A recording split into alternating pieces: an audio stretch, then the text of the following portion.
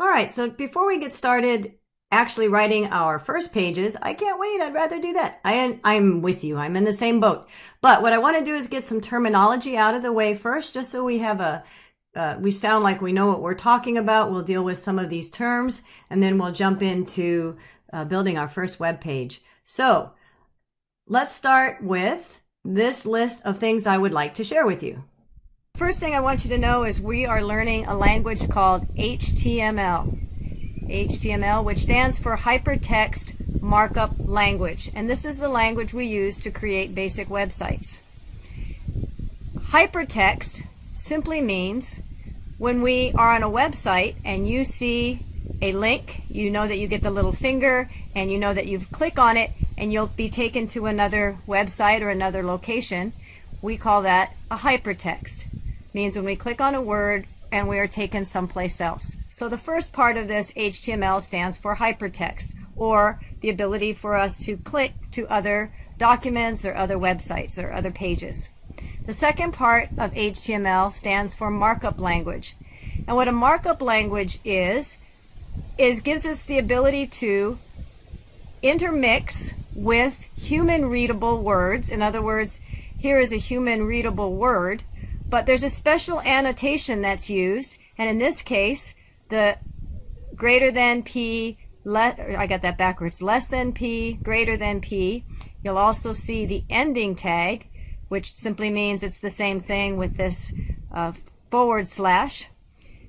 This notation that you see here is the hypertext, or excuse me, the markup language, and the markup language tells the computer to do something as opposed to the human readable part for the human.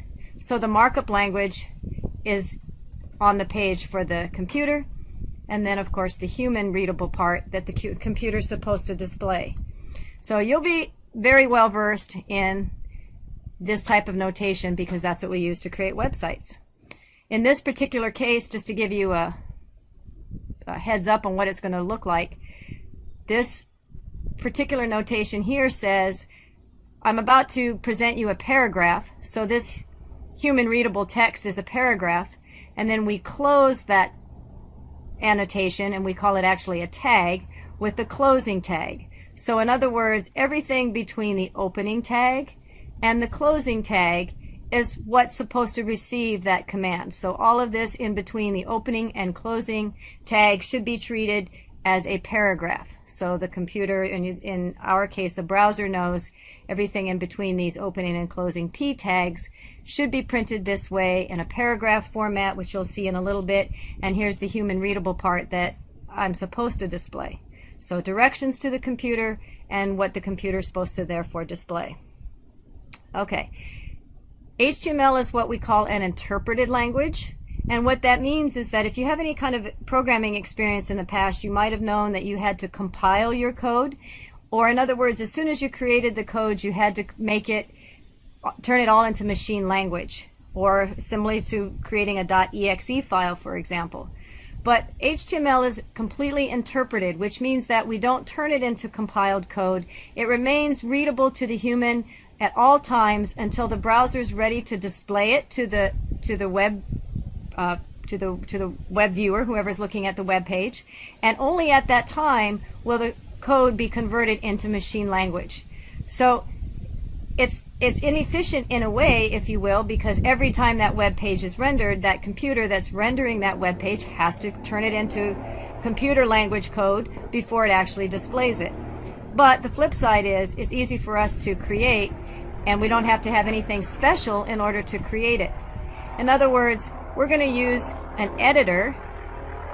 The editor we're using is Notepad++, and an editor is simply a tool that programmers use to create their code. It can be very fancy, like Visual Studio. If you have any programming experience in the past, you might have done C# in Visual Studio. Or it can be very simple. You can create web pages, for example, in Notepad, because we don't have to compile or turn the code into machine language. We can keep it simply as human readable text file, if you will. We're actually using Notepad++ as our editor. That'll be the tool we'll be using, and Notepad++ is simply a beefed up version of Notepad. So it gives us a little bit more fancy things that we can use that aren't available in Notepad. But in theory, you can simply make a website in Notepad. In fact, in the old days, that's all we ever used. So those are some of the basic terminologies, and this will all be something that will be very intuitive to you very shortly. But I thought I'd get you started on some of the verbiage and language that we use.